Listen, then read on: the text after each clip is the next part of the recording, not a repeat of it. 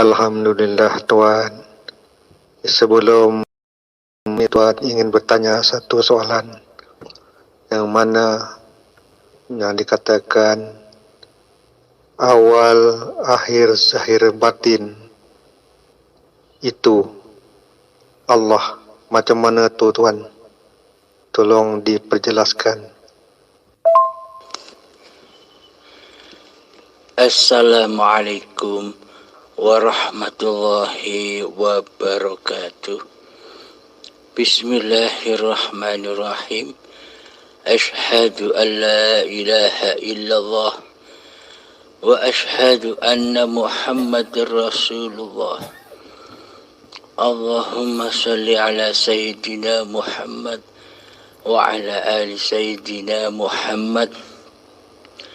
Rabbi shrah li sadri wa yassir li amri wahlul 'uqdatam min lisani yafqahu qawli. Amin. Bismillahirrahmanirrahim. Huwal awwalu wal akhiru, huwal zahiru wa batinu. Allah tiada awal dan tiada akhir. Allah itu zahir dan Allah itu batin. Allah pula maha nyata dan Allah pula maha gaib.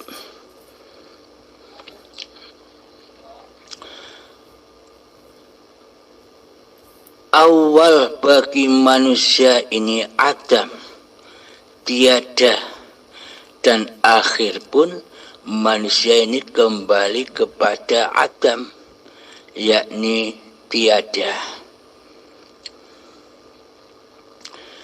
Dulu ketika kita masih bayi, baru dilahirkan, kita masih gaib. Kita belum ada, syariatnya saja kelihatannya sudah ada, bayinya sudah ada, tapi hakikatnya kita belum wujud, kita belum terlahir, kita belum menyaksikan dunia, alias kita masih gaib, masih belum ada. Kapan kita terlahir ke dunia ini? Ketika detik-detik akil balik tiba. Ketika sang Adam memakan buah khuldi, yakni manusia mulai merasa mengaku-ngakui bahwa hidup ini hidup manusiaku, bahwa badan ini badan manusiaku. Inilah kelahiran manusia ketika datang detik-detik akil balik sekitar usia sekolah TK, taman kanak-kanak. Di sanalah mulai terlahir keberadaan diri manusia kita, kewujudan diri manusia kita, kehidupan diri manusia kita, kekuasaan diri manusia kita, sehingga Allahnya gaib, sehingga Allahnya tiada bagi kita, karena selama ini kitalah sebagai Tuhannya yang mentuhani hidup dan badan kita sendiri, karena seolah-olah hidup dan badan ini milik kita sendiri, ciptaan kita sendiri. Contoh, pergerakan apapun badan-badan ini, baik sholat, baik ibadah, baik bekerja, baik naik motor, dan semuanya seolah-olah diri kitalah pencipta syariat-syariat badan kita.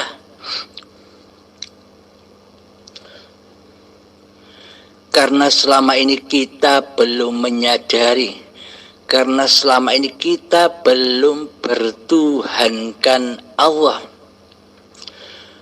Bertuhan dan beragamanya kita selama ini hanya dusta, hanya simbol-simbol syariat saja.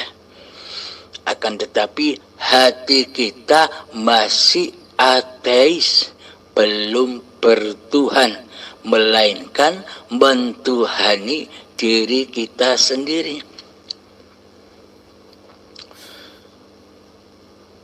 Ketika saat bayi yang suci, kullu mauludin yuladu alal fitrah, itulah kenyataan zahir batinnya Allah. Karena seluruh bayi yang telah terlahir ke dunia itu dalam keadaan suci bersih. Siapakah yang suci? Apakah ada manusia suci? Yang suci adalah Allah sendiri. Zahir batinnya Allah sendiri. Hidup dan badan ciptaan Allah itulah yang suci. Lalu kenapa kok disebut suci? Karena saat bayi kita belum ada, kita belum wujud, kita belum menyaksikan dunia. Karena itulah disebut suci. Karena yang membuat kotor, karena yang membuat najis hidup dan badan ini adalah diri kita sendiri. Nama kita sendiri. Selamanya bila yang wujud di hati ini, hidup kita sendiri, dan badan ini, badan kita sendiri, amal ibadah apapun itu takkan ada imbasnya sedikit pun di sisi Allah. Bahkan menjadi racun-racun yang menghijabi hamba dengan Tuhannya. Karena selama ini kita beragama dan bertuhan hanyalah angan-angan saja.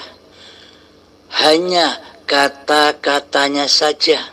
Tidak pernah sekalipun membuktikan agama dan Tuhannya. Padahal agama di sisi Allah itu bukan nama-nama agama itu. Akan tetapi agama di sisi Allah adalah awwaluddin ma'rifatullah. Awal suatu agama itu adalah mengenal siapa yang dituhankannya. Bila kita tidak mengenal Allah, bila kita tidak pernah bertemu dengan Allah, mana mungkin kita bisa mengabdi, mana mungkin kita bisa menyembah kepada Allah, kecuali hanya angan-angan saja. Yang ternyata selama ini yang jadi Tuhan bukan Allah di hati kita. Yang jadi Tuhan di hati kita selama ini adalah diri kita sendiri, yang merasa berkuasa untuk sholat, yang merasa berkuasa untuk ibadah, yang merasa berkuasa di dalam kehidupan ini. Sedangkan di dalam doa iftitah, inna sholati wa nusuki wa mahyaya wa mamati lillahi rabbil alamin. Sesungguhnya sholatku, ibadahku, hidup dan matiku adalah milik Allah, bukan milik manusianya, yakni lillahi rabbil alamin. Sementara selama ini praktek hati kita di dalam kehidupan ini, di dalam seluruh sholat kita, di dalam seluruh ibadah-ibadah kita, yang terjadi adalah linafsi, milikku hamba, kuasaku hamba. Jadi diaku-akunya seluruh sholat dan ibadah itu milik hambanya. Apakah begini yang disebut menyembah? Apakah demikian yang disebut mengabdi? Sedangkan menyembah dan mengabdi itu mempersembahkan apa-apa yang kita lakukan kepada Allah, milik Allah, lillahi ta'ala, bukan li nafsi. Akan tetapi kenapa praktek ibadah dan sholat kita selama ini selalu jatuh ke dalam li nafsi, pengakuan diri? Karena selama ini kita belum mengenal Allah sebagai Tuhannya seluruh manusia. Maka dari itu, bila ingin mengenal Allah, bila ingin bertemu dengan Allah, kenapa kok harus mengenal dan bertemu Allah? Karena tanpa mengenal, tanpa bertemu, bagaimana mungkin kita bisa menyembah dan mengabdi kepada Allah? Logikanya kan demikian. Bagaimana mungkin kita dikatakan menyembah dan mengabdi kepada Allah sementara Allah kita tiadakan? Sementara Allah kita gaibkan keberadaannya di hati kita. Yang kita adakan, yang kita wujudkan sebagai Tuhan di hati kita adalah hawa nafsu kita sendiri. Berarti selama ini yang disembah adalah yang wujud di hati kita, yakni hawa nafsu kita sendirilah yang mentuhani hidup dan badan ini. Jadi sejak akil balik hingga setua ini, kita ternyata tak pernah bisa menyembah Allah, mengabdi kepada Allah, kecuali kita menyembah hawa nafsu kita sendiri. Kita menyembah setan yang terkutuk. Siapakah setan yang terkutuk itu? Dialah hamba yang ngaku-ngaku jadi Allah, tapi tidak terasa. Maka dari itu, bagaimanakah cara menyembah dan mengabdi kepada Allah? Cara menyembah dan mengabdi kepada Allah adalah man arafa nafsahu. Barang siapa bermakrifat kepada diri manusianya sendiri, asal usulnya sendiri. Barang siapa mengenal asal usul diri manusianya yang adam, yang tiada, maka faqad arafa rabbahu, maka nyatalah Allah yang wujud, maka nyatalah Allah yang ada. Ketika manusia sudah kembali kepada alam kefitrahannya, yakni ke dalam ketiadaan, kegaiban manusianya,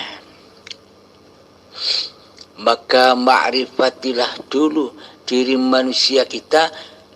Ketika sudah ketemu kemakrifatan manusia kita, yakni ternyata asal usulnya awal manusia itu gaib, berakhir pun gaib.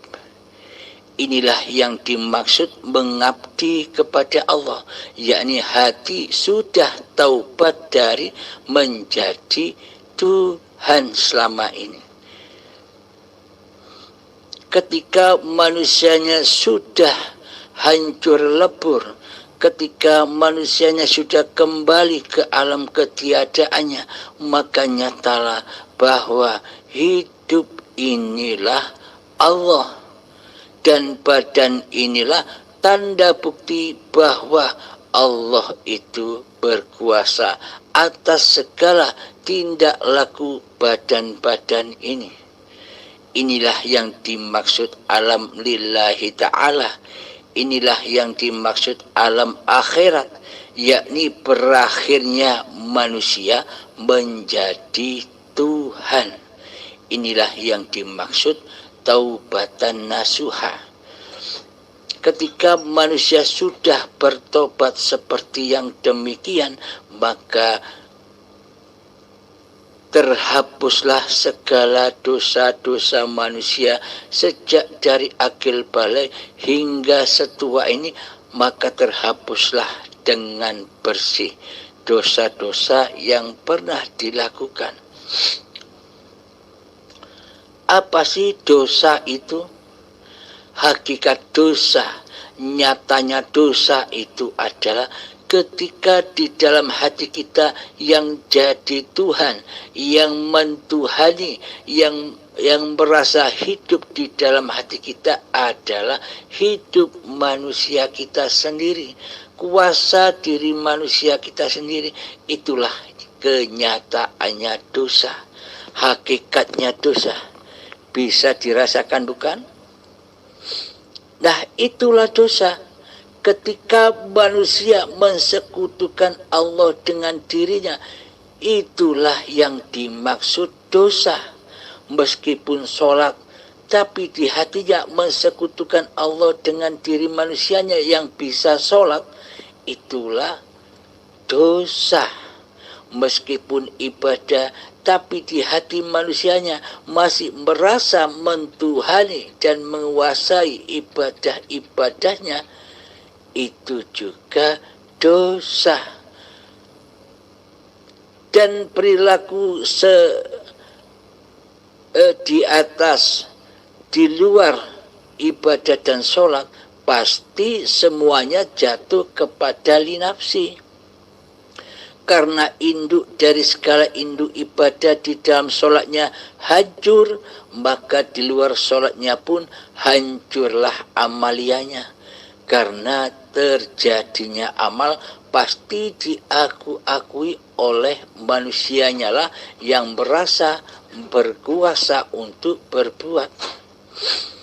Inilah alam linafsi, alam dunia, alam yang fana. Maka hancurlah segala amal apapun yang dikerjakannya.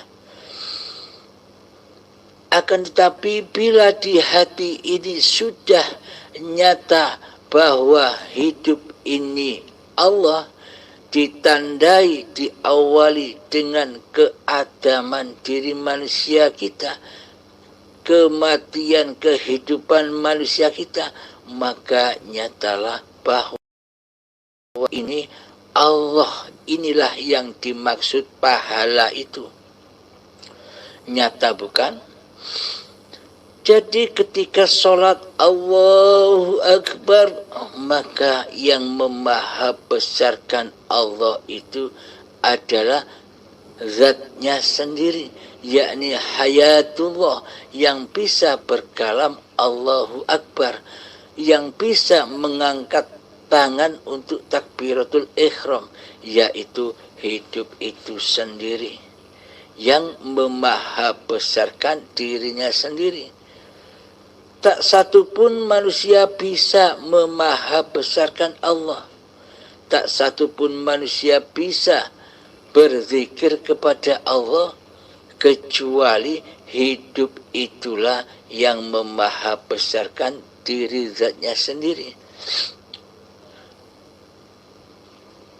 Maka dari itu, bila ingin bertemu Tuhannya, maka kembalilah ke dalam hakikat diri sejati manusianya yang adam, yang tak ada, yang tak wujud, yang gaib. Maka nyatalah di hati bahwa hidup inilah yang ternyata Allah yang dicari-cari seluruh manusia. Bagaimana mungkin kita bisa menemukan Allah sementara di hati kita yang ngaku jadi Allah adalah kita sendiri, yang mengaku hidup, yang mengaku berkuasa adalah diri kita sendiri.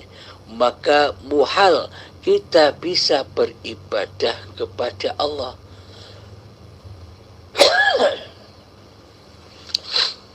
Jika kita sudah tahu asal-usul diri manusia kita yang adam, yang tiada, yang al-maut, yang mati, maka kembalikanlah dengan rela dan ridho keadaman diri manusia kita, dan pasrahkan kembali dan abdikan kembali bahwa hidup ini Allah. Jadi awal manusia gaib kembali menjadi gaib. Awal Allahnya wujud kembali menjadi wujud. Inilah yang dimaksud awal dan akhir. Terus Allah maha nyata. Bagi siapakah Allah itu nyata? Bagi manusia yang sudah rela dan ridho kembali ke alam keadamannya. Bagi manusia ini Allahnya lah yang nyata daripada manusianya di hatinya. Allah lah yang wujud daripada manusianya di hatinya. Manusianya sudah gaib, Allah lah yang wujud. Inilah yang dimaksud bertuhan itu. Hati selalu merasa dikuasai oleh Tuhannya. Bertindak apapun badan-badan ini selalu merasakan bahwa semua yang dilakukan badan ini adalah Allah yang menggerakkan, yang mengutus badan-badan ini untuk bergerak, untuk beraktivitas di dalam kehidupan ini. Sejak bangun tidur sampai tidur lagi, itulah syariatullah. Itu semua adalah syariatnya hidup. Tanpa hidup, apakah badan ini bisa bersyariat? Tidak mungkin, bukan? Jadi sebenarnya yang bersyariat di atas bumi ini adalah hidup itu sendiri, ya Allah sendiri. Lalu bagi siapa Allah itu maha gaib? Allah maha gaib bagi manusia-manusia yang masih menjadi Tuhan. Allah itu gaib bagi manusia yang masih merasa dirinya sebagai Allah, tapi tidak terasa. Seluruh sifat-sifat Allah telah diakui sebagai sifat diri manusianya. Inilah yang dimaksud manusia merasa berposisi sebagai Allah tapi tidak sadar. Bagi mereka lah Allah maha gaib. Jadi nyatakanlah hidup ini Allah dan gaibkanlah hidup manusianya, karena manusia tak punya hidup. Bila manusia punya hidup, maka bagaimana mungkin Allah menghidupi manusia bila manusia punya hidup sendiri? Lalu kenapa Allah menghidupi manusia? Karena manusia tidak punya hidup. Yang hidup hanyalah Allah sebagai pencipta seluruh manusia dan pencipta alam semesta ini.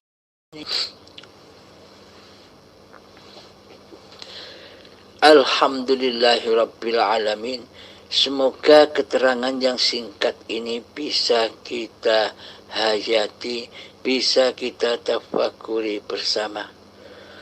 Semoga saya khususnya dan semoga kita semua dapat bimbingan langsung dari Allah, dapat bimbingan langsung dari hidup, yakni menyadari di dalam hati bahwa hidup inilah Allah yang menghidupi seluruh makhluk-makhluk ciptaannya.